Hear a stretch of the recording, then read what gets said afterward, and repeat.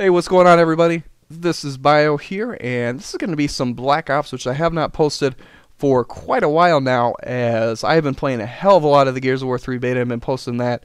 That game is just, this game is just so much fun. But anyways, this game I'm going to be playing some domination on WMD, and I'm going to be using the Skorpian, the Skizorpian. Get over here! Not sure why I just had Tourette's there, but yeah, going to be using the Skorpian with a silencer, and so I'll have to see how I do with that. But yeah, I've just been playing a lot of the Gears of War 3 beta. That game is a lot of fun. That game is just, I can just like keep playing a game and then jump into another game, jump into another game, jump into another game of the beta, and just never grow sick of it, never grow tired of it. It's so much fun. I haven't been able to do that for a game in such a long time. I mean, when Black Ops came out, I could only play for an hour or two before I had to do something else. When Halo Reach came out, even though I'm a big Halo buff, I could only play for a few hours before I had to do something else. When Modern Warfare 2 came out, same thing, same ordeal. The last time I've been able to just, keep playing a game and not grow tired of it was probably Halo 3. So this is definitely a breath of fresh air to be able to play a game and just keep playing it and enjoy it. And, obviously a big factor too is that, they've been slowly releasing more and more stuff into the beta. So at first you can only play like 2 maps and Team Deathmatch, and now they have King of the Hill and Capture the Leader. So it has definitely been a lot of fun. So, and yeah, I don't know why. I just I don't know quite why. I mean, I kind of liked Gears of War 1. I kind of like Gears of War 2, but for whatever reason, Gears of War 3, I've just been playing it, and I don't know. I think a big factor of it is that I'm playing in a party. And for those of you who normally play video games alone, or you go into multiplayer in a lone party, you should definitely try playing with friends, because the experience is 10 bajillion times better, approximately, rounding up to the nearest bajillionth. It is, when you play video games in a party or with people that you know, it is so much more fun. So much more fun. So definitely give it a go if you haven't been playing video games a lot, been kind of turned off by them, or if you generally don't play in parties, give it a go, man.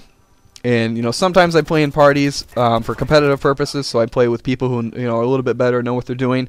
That's typically for Halo Reach, because I almost always play MLG and Halo Reach, the playlist.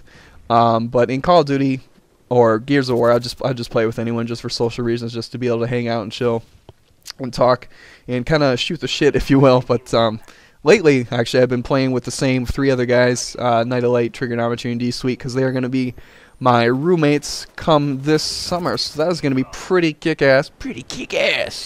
That was a terrible Cartman impression. New season of South Park just started, so that's where that came from. Anyways, so yeah, so that'll be interesting. But as I'm sure most of you guys have heard by now in world news, Osama bin Laden is dead. And to be frank, I'm a YouTube commentator who does stuff about video games, so I'm really not qualified to talk about that kind of stuff.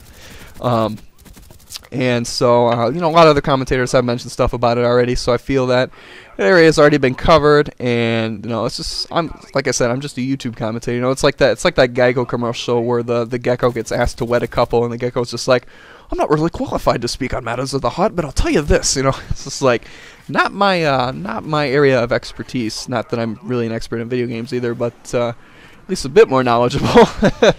But actually, what I wanted to do this commentary was talk about some video gaming related news, which is kind of like, what? You want to talk about video gaming related news in a video game commentary?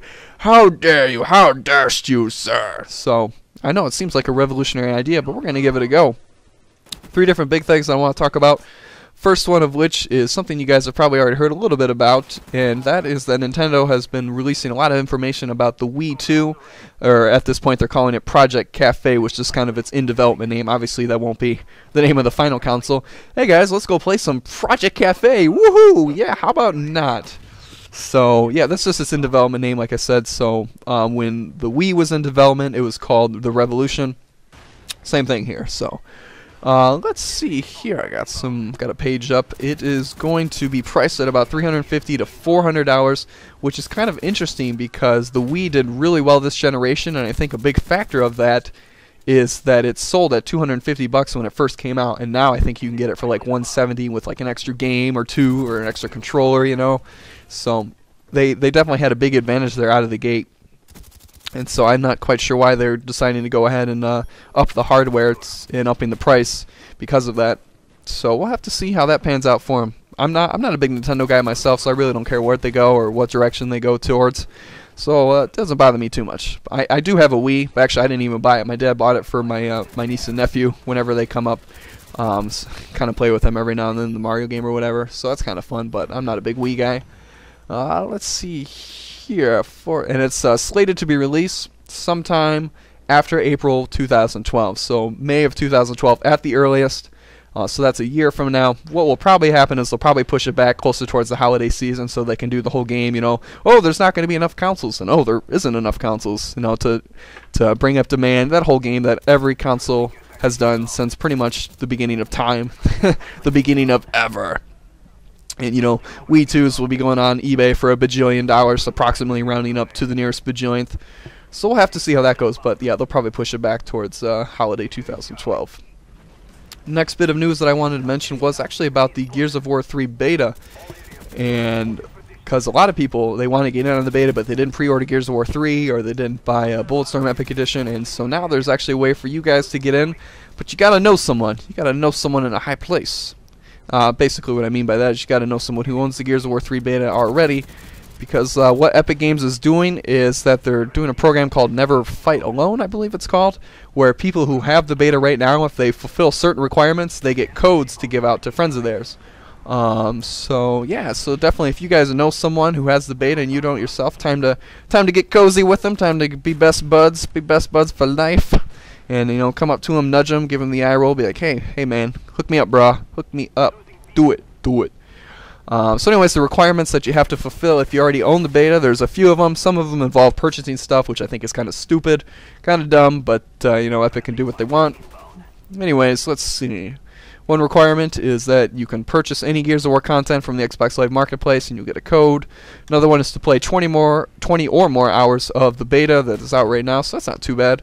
Next one, add a 12-month Xbox Live Gold subscription to your existing account, which, I don't know, I think that's kind of dumb that you have to buy something, but on the flip side, if you're close to expiring and you're going to buy Xbox Live Gold anyways, you know, it adds up. Next thing, you can play more, if you play more than 100 hours of any Gears of War title, then you also get a code. And let's see, you have by May the 4th, so yeah, definitely got to be pretty lickety-split here if you want to get on this. You got to have any of these requirements done by May the 4th to get a code, and obviously the more requirements that you fulfill, the more codes you get. I think it's a max up to 5. And then if you do get codes, they will be sent to you via email on May 8th. So, like I said, if you know someone who has the beta and you yourself do not, time to get cozy with them, time to be best buds. And so, yeah, last bit of information that I wanted to mention, as I believe this video is decently close, about a minute left. Alright, I got time. We'll do it live! Last bit of piece of information I wanted to mention is that Play and Trade is going to be hosting a Black Ops tournament. I believe Play and Trade is international. I didn't actually look that up. I probably should have. But Play and Trade is hosting a Black Ops tournament, and the top 4 people of that tournament, there's 2 rounds. There's a local round, and the winner of the local round comes back, I believe, the next week to compete in the international round. So he plays over Xbox Live at the store versus all the other store winners across the world. And the top 4 people of that get an invite to E3, which is kind of a big deal, because E3 is closed off to the public. Only, you know, people in the media or people who purchase games in bulk, like, you know, GameSpot or GameStop or something like that, get in. You know, IGN, people like that as well. So that would be pretty ballin' to get into E3, and I believe I don't think they actually listed all the prizes and whatnot, but I'm sure they probably like fly you out, you know, pay your hotel and that kind of stuff. Yeah, 4 finalists will be flown to LA to compete in the championships rounds live at E3. So, and actually, top 4 people go there to compete, and the winner of that wins 42-inch 3D TV, $1,000 gift card, and so that's pretty sick. I mean, just the invite to E3 itself is pretty awesome. So definitely, if you guys have ever wanted to get into E3, this is probably a pretty good opportunity. So check out Play and Trade on May the 21st if you want to get on that. So, but this video is coming to a close. I thank you guys for watching. I appreciate it. I hope you guys enjoyed the kind of tidbit of news I gave you, and I will see you guys later.